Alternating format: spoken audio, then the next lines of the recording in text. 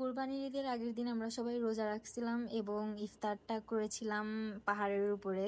So অনেক মজাও করেছিলাম, আমরা সবাই এসেছিলাম ইফতার করার জন্য। এখানে এসে কি কি করলাম সেগুলো আপনাদের ডিটেলসে শেয়ার করতে চাই। আমি তো অনেক এক্সাইটেড ছিলাম এবং ওই দিন রোজা রাখতেও কোনো কষ্ট হয় নাই। আমরা বিকালের টাইমেই বেরিয়ে গিয়েছিলাম এবং ভাবছিলাম যে এত উপরে চলে এসেছি। তেমন একটা দূর ছিল না, আমরা তাইফ সিটিতে থাকি আর কি, তাইফ সিটি সব থেকে উপরে আসছিলাম সেদিন। তো ওই দিন ইফতারি টাইমটা অনেক ভালোই কেটেছিল।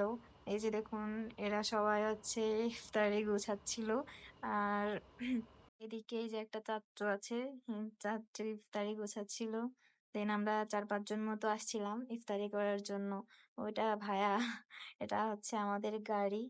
আমরা অনেক মজা করেছিলাম। ওটা আমার হাজবেন্ড দাঁড়িয়ে আছে। ইফতারটাও অনেক ভালোই হয়েছিল। ওইখানে আমার হাজবেন্ড হচ্ছে ইফতার মাখাচ্ছিল।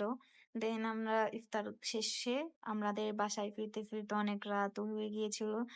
আমরা তারপর খাওয়া দাওয়া করে নিলাম।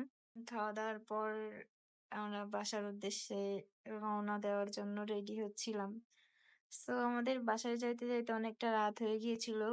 আমরা পাহাড়ি রাস্তা দিয়ে যাচ্ছিলাম এবং শহরটার দিকে একটু খেয়াল করলাম, একদম ছোট লাগছিল, সবকিছু পুরা বিল্ডিং একদম ছোট লাগছিল। তো আল্লাহ হাফেজ, সবাই ভালো থাকবেন এবং আমাদের জন্য দোয়া করবেন।